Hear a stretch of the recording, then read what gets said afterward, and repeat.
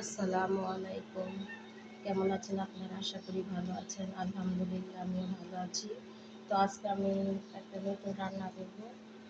তো এই যে আমি ডাল বসিয়ে দিয়েছিলাম, তো এখানে ডাল বলক উঠে গিয়েছে। এখন আমি ডালের মধ্যে এই যে এই পুঁই শাকগুলো আছে এগুলো দিয়ে দিব। তো এই যে আমি পুঁই শাকগুলো দিয়ে দিলাম। এটা আজকে আমি নতুনভাবে রান্না করব।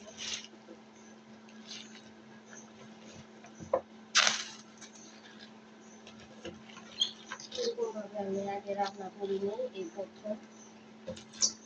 পুঁই শাক দিয়ে মসুরির ডাল দিয়ে কি মজা সেটা আমি আজকে রান্না করে খেয়ে দেখবো। তো আপনারা আমার ভিডিওটা দেখতে থাকুন। এখন আমি এর মধ্যে দিয়ে দিব লবণ পরিমাণ মতো। এখন এর মধ্যে দিয়ে দিব হলুদের গুঁড়া। এখন দিয়ে দিব ধনিয়ার গুঁড়া। এখন দিয়ে দিব একটু জিরার গুঁড়া। এখন দিয়ে দিব একটু আদা রসুন বাটা। এখন ভালোভাবে আমি নাড়াচাড়া করে দিব।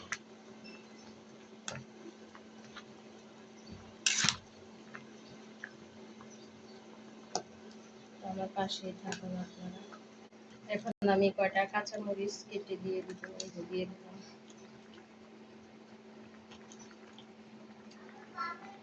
এটা ভালো করে সিদ্ধ হবে। তো আমার ডালটা প্রায় হয়ে যাচ্ছে। এভাবে কখনো ডাল রান্না করে আমরা খাইনি, তো আজকে প্রথম রান্না হচ্ছে।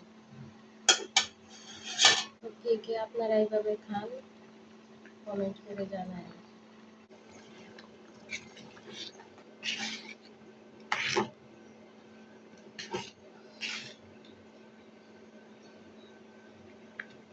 আমার ডালটা প্রায় হয়ে গেছে।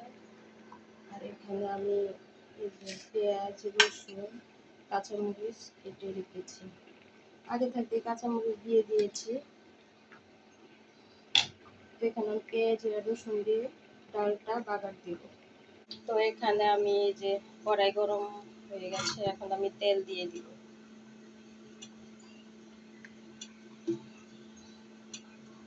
এখানে আমি কয়টা কাঁচা শুকনো মরিচ দিয়ে দিব, ভেজে নেব। কিন্তু আমার মরিচটা আমি ভেজে নিলাম। এখন আমি পেঁয়াজ আর রসুন দিয়ে দিব। যে রসুন ডালের জন্য আর এই যে পেঁয়াজ দিয়ে দিলাম। তো এটা ভালোভাবে দিয়ে দেবো।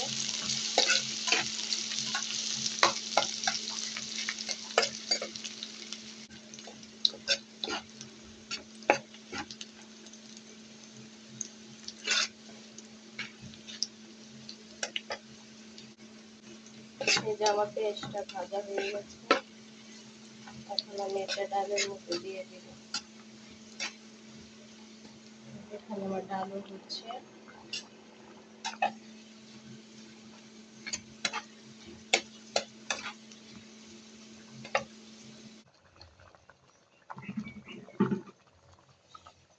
এই যে আমার পেঁয়াজ সব ভাজা ডালের মধ্যে। তো এই যে দেখুন আমার ডালটা প্রায় হয়ে গেছে। এখন আমি চুলা থেকে এটা নামিয়ে নেব। তো এই যে আমার ডাল রান্না শেষ। তো আপনারা কে কিভাবে রান্না করে খান অবশ্যই জানাবেন। আর আমার ভিডিওটা যদি আপনাদের ভালো লাগে তো অবশ্যই একটা লাইক কমেন্ট ও সাবস্ক্রাইবার করে নিন। তো সবাই ভালো থাকবেন। আল্লাহ হাফেজ।